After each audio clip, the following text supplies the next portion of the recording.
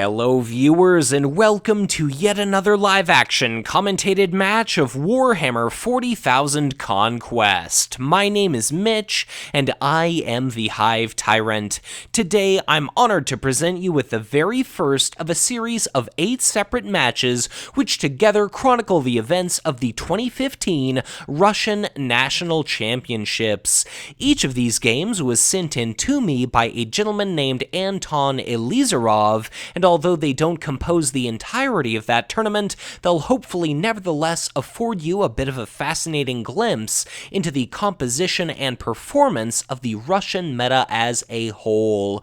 Unfortunately, the identity of both players featured in today's game have been forever lost to the annals of history, but to the left, in clear possession of our initiative token, we happen to see the ethereal trait, second to be released, Tau Warlord Aun'shi.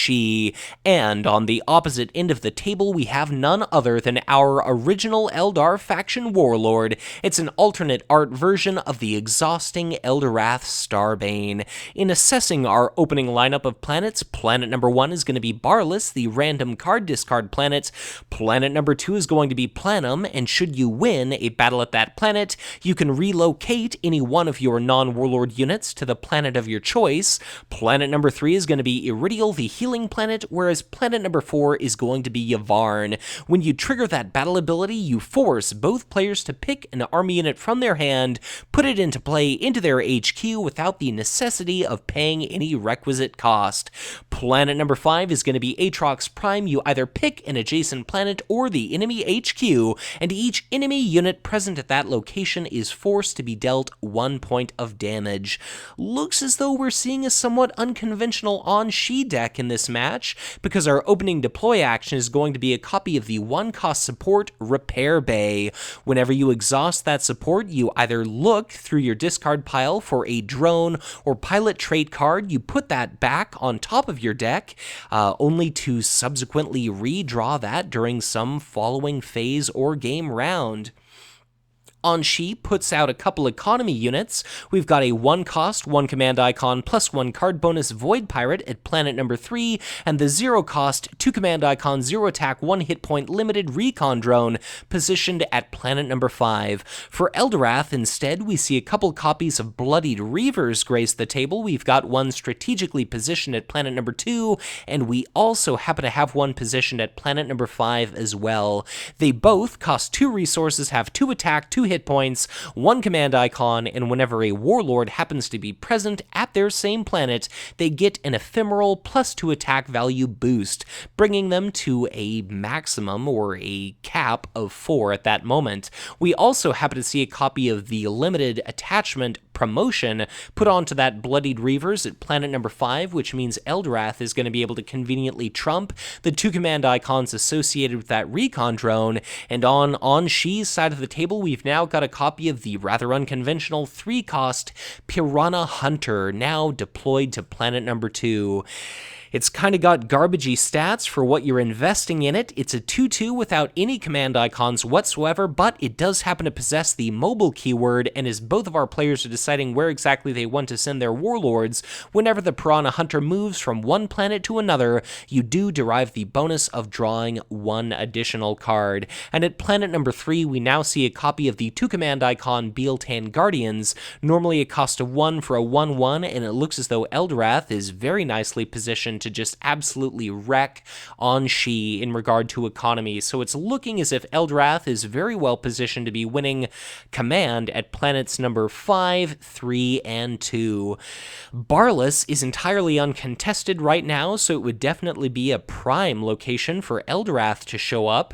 We're going to have to pay careful attention to the resources available to our Aun'shi player. Remember that Kauyon Strike, as an event where you can move any number of ethereals to one planet, only happens to cost 1 single solitary resource, but the only ethereal currently present on the board is going to be Aun'shi himself. He's a 2/7 unit, and just like every other extant ethereal, as soon as he successfully resolves his attack, he's forced to be moved into his controller's HQ. So if Aun'shi and Eldorath both show up at planet number 1, neither player is going to be able to win the hefty 2-card bonus associated with Barlas, and as soon as Aun'shi takes a single swing, he's going to be forced to give up that planet, and then Eldorath is going to force Aun'shi to do that random card discard.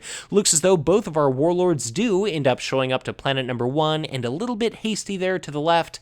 Aun'shi does not have the opportunity to relocate that Piranha Hunter quite yet.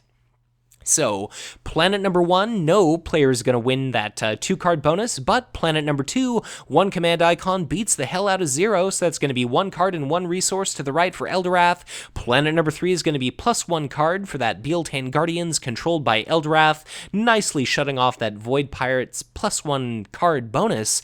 Planet number 5 is going to be a card and a resource also won by the very powerful Eldorath. What's very interesting to keep in mind is we see that copy of Piranha Hunter move over to planet number 1. It's going to take the opportunity to attack with Armor Bane thanks to Aun'shi to deal out 2 points of damage to Eldorath. Eldorath himself is going to decide to retreat. Bit of an interesting move there. I suppose Eldorath could have stayed and tried to kill off that copy of Piranha Hunter. Of course, as soon as Aun'shi himself would have taken a swing, he'd have dealt out 2 points of Armor Bane damage, but then he'd have been forced to move to his controller's HQ. And then Eldorath, as a base 1/7 warlord, would have had to sit and fight and swing and swing and swing and try to kill off that copy of Piranha Hunter. So that's pretty interesting. That mobile activation associated with the Piranha Hunter resulted in Aun'shi drawing 1 card. Barlas's battle ability being activated ended up resulting in a copy of Nullify being discarded. So that's 1 fewer copy of an event, which could potentially allow our Eldar player to exhaust one of his unique Eldar characters in order to cancel the effects of an event, but none of its associated costs. So, looks as though there's some interesting card draw going on for our Aun'shi player as he almost accidentally adds that exhausted Piranha Hunter to hand. But we see an HQ phase come and go. That's going to be the initiative token now in the possession of Eldorath. We've got a copy of Warlock Destructor, a 3/4, 2-cost, 1 command icon unit, now positioned at Planum.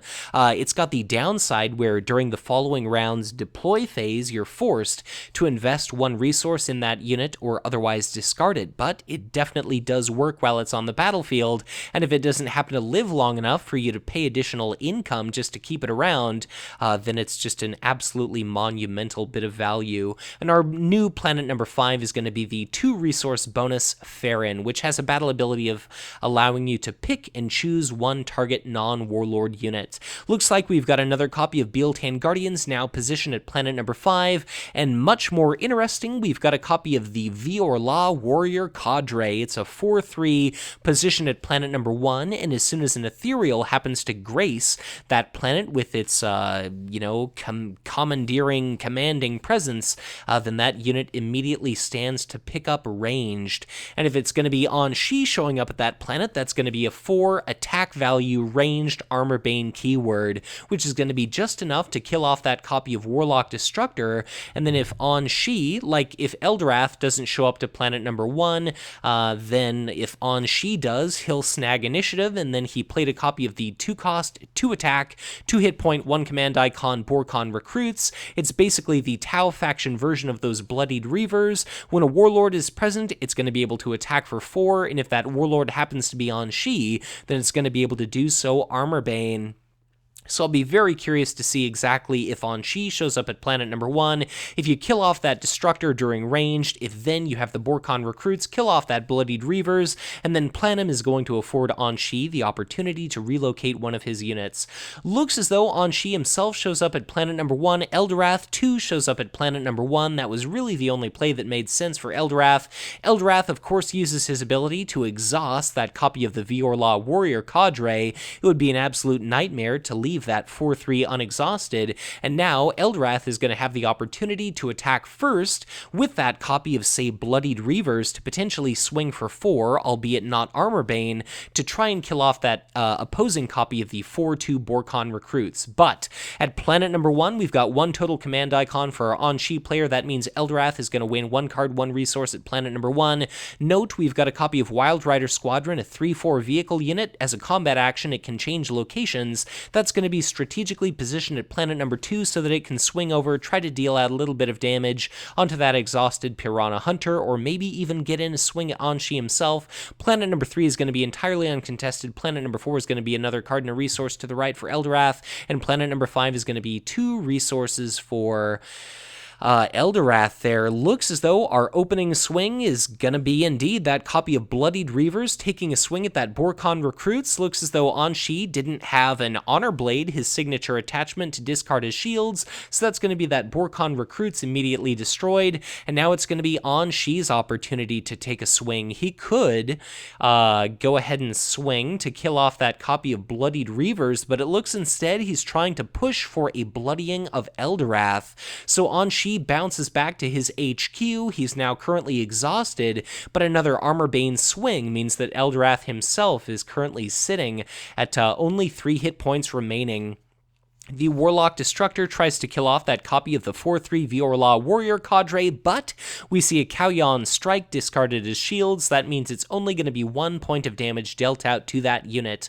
Note that once we come to the end of a combat round here, that means all of these units are going to ready, and unfortunately for our Aun'shi player, Eldorath is actually going to have the opportunity to attack first, and there we go. That's going to be that Wild Rider Squadron being relocated to planet number 1. It's going to take a swing for 3, and is it going to kill off that Viorla Warrior Cadre? It looks as though the answer is going to be yes. That's a 4 resource cost unit gone, in addition to that 2 cost Borkon Recruits, and it looks like Eldorath himself is going to take one final swing, get a point of chip damage dealt onto that Piranha Hunter there. The Piranha Hunter is going to take the opportunity at the end of the combat round to retreat, and that means Planum is going to be activated by Eldorath, and where exactly is he going to send what? Both of our players did have an opportunity to retreat, and it looks as though our first planet, of course, as soon as it vanishes into the ether, that means that Wild Rider Squadron, that Bloodied Reavers are going to be bounced to Eldorath's HQ, and now that Warlock Destructor is positioned at our new planet number 1, and something very important to keep in mind just in regard to the outcome of this game is Aun'shi has 1 green strongpoint icon, which is off screen at the moment, but note that Eldorath himself has 1 green and 1 blue icon, and if Eldorath manages to win the next 2 planets, that could be the game as early as that. Our initiative token passes over to the left in control of our Aun'shi player. Our new 5th and final planet of this game is going to be Karnath, which is the wildcard planet. Upon winning a battle at that location, you can simply trigger the battle ability of any other planet in play. Note that you don't duplicate that planet's effects, but you simply activate that planet, like Aatrox Prime could attack Planet 4 or Planet 2, but it wouldn't be Karnath being able to, blast your enemy HQ. A couple deploy actions here to the right. We've got a Rogue Trader at our new planet number 5, potentially reeling in 2 resources and 1 card there for Eldorath. On the left side of the table, we've got a copy of the 1/2, 1 command icon, 1 cost Viorla Marksman, a ranged unit, positioned alongside a copy of Borkon Recruits as well. Things are looking pretty dangerous, potentially for our Eldorath player at planet number 1.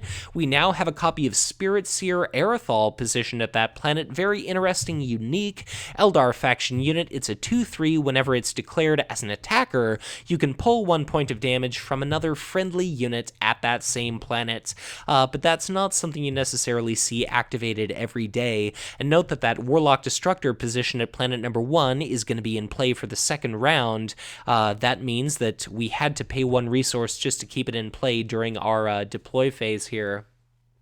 Our Eldorath player puts out a copy of the 2 command icon 3/1 Incubus Warrior positioned at planet number 1, and I'll be very curious indeed to see if Eldorath shows up at planet number 1 again.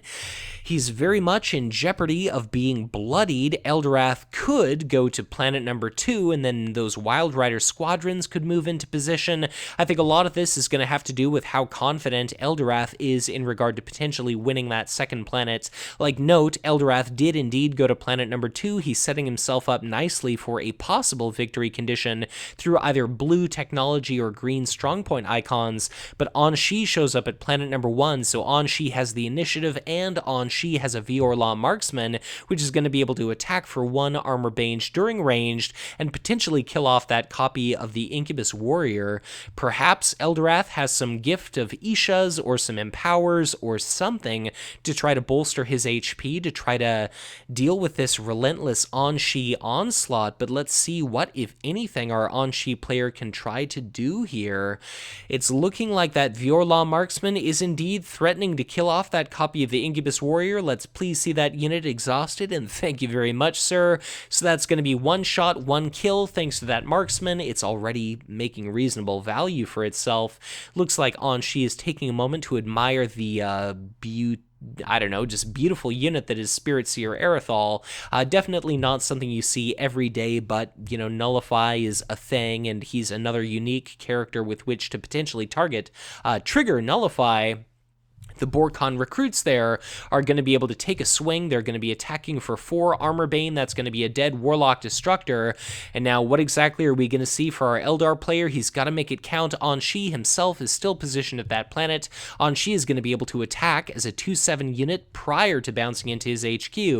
And there's a whole hell of a lot of damage that Aun'shi's potentially going to be able to deal out there. Looks like Spirit Seer Aerithal takes a swing. I think that Borkon Recruits was indeed his target, but we see another copy of Kauyon Strike discarded as shields. Under normal circumstances, that allows you to kind of pile as many of your ethereal trait units onto one planet as you'd like. But at the present moment, in any case, Aun'shi continues to be our only ethereal, and Aun'shi himself takes a swing, manages to kill off that copy of the enemy Bealtan Guardians. We see that Wild Rider Squadron relocate itself to planet number 1, and this is where things might get interesting. Note that our Eldar faction player has got 8 total resources, and definitely the Wild Rider Squadron, which is going to ready here at the end of the first combat round and then be able to attack thereafter. If it ends up being destroyed, it could be gift of Ishad back into play. It's still a 3/4, and if it manages to survive at least one incoming enemy attack, it could potentially do something like kill off that enemy copy of Borkon Recruits. And once those Borkon Recruits are gone, that's only a 2/1 Piranha Hunter and a 1/2 Viorla Marksman left. And if Spirit Seer Aerithal instead is allowed to hang around long enough to attack, he can potentially strip damage off of that Wild Rider Squadron. So Aun'shi is definitely not, in the clear for winning at this planet, and it looks as though Aun'shi actually decides to retreat. Very interesting move on his part. He still maintained initiative because Aun'shi had shown up at that planet, and our Eldar faction player did not. But I guess that's going to be Aun'shi basically abandoning that planet, and that's going to be a second green and blue icon there for our Eldar faction player. So, I think, man, that's going to be Iridial activating. That's going to be 4 points of damage stripped off of Eldorath Starbane. Note, this is the first video of 5 total rounds of Swiss that I'm going to be airing on my channel. So I don't want to speak any ill of any of these players, but I definitely don't know if I agree with Aun'shi making that executive decision there. Aun'shi is going to be forced to show up at our current planet number 1, and would you just look at that mountain of resources that our Eldar faction player has. If he puts out a bunch of Iand and Wraithguard, which aren't really seen anymore, if he puts out a bunch of Warlock Destructors, a bunch of Starbane's Councils, look at all of those exhausted, vulnerable units. Each and every one of those is going to be so susceptible to being destroyed. Aun'shi himself is going to be able to potentially kill off a unit like an Iand and Wraithguard, but note, our initiative is going to be in the possession of our Eldar faction player. He's now gotten Aleatok Shrines when an Eldar faction unit moves to a planet, like the Wild Rider Squadron moving from his HQ alongside his Warlord to planet number 1, where both of our Warlords, I can only imagine, are going to be sent this round, because that's the victory condition for Eldorath. God, the Wild Rider Squadron is going to be able to show up. They're going to be able to ready. We've already got another copy of Warlock Destructor positioned at planet number 1, so the Warlock Destructor is going to be able to attack as a 3/4. The Bloodied Reavers are going to be able to attack as a 4/2. We've got a copy of actually, those are Fire Warrior Grenadiers at that planet. At planet number 1, they get a big attack value bonus, they get a command icon bonus for each and every ethereal present at that planet, and we also happen to see a copy of the Ethereal Envoy as well. So the Ethereal Envoy is a 1/3 unit with, I believe, it's 1 cost, and as soon as that attacks, just like Aun'shi, you end up having to move it to your HQ as well. But that Fire Warrior Grenadiers is a big frightening target. I think they get a +2 attack value bonus for each and every ethereal at that planet. But Eldorath is going to be able to show up. He's going to be able to exhaust that unit. He's got the initiative token, so he's going to be able to basically just pick and choose which of these units to destroy. Say a swing of 4 dropped by 2 is still going to be 2 points of damage, and if memory serves, that's going to be more than enough to kill that copy of Fire Warrior Grenadiers. So both of our players send their units to planet number 1. Both of their warlords arrive. Eldorath maintains initiative, and that means that Wild Rider squadron is going to be readied by the Aleatok Shrine, just like I thought. That copy of the incredibly frightening Fire Warrior Grenadiers is going to be knocked out by Eldorath, and now it's going to be, let's see here, I count a total of maybe 2 command icons for our Aun'shi player at planet number 1. I've got 1, 2, 3, 4, 5 command icons at least for Eldorath. That means he's going to get that resource associated with that planet. At planet number 2, that's going to be a card and a resource to the right for Eldorath. Planet number 3 is going to be 2 resources for Eldorath, and planet number 4 is going to be a card and another couple of resources for Eldorath. So would you look at that mountain of resource tokens there, and let's see what he's got. Does he even need all of those resources? Certainly a bunch of Gift of Ishas might be sitting in his hand. He might have Empowers, whether he wants to use those as shields or for their conventional effects. I guess let's see how battle ends up being resolved here. That's going to be the opening attack, is going to be that incredibly vulnerable Incubus Warrior, swinging for 3, directed at that Fire Warrior Grenadiers. We see a heavy marker drone discarded as shields, so therefore it's only going to end up taking 1 point of damage. But what are we going to see next? Aun'shi could take an attack, but as soon as he delivers an attack, he's going to bounce away from that planet, and his Armor Bane bonus is going to be gone.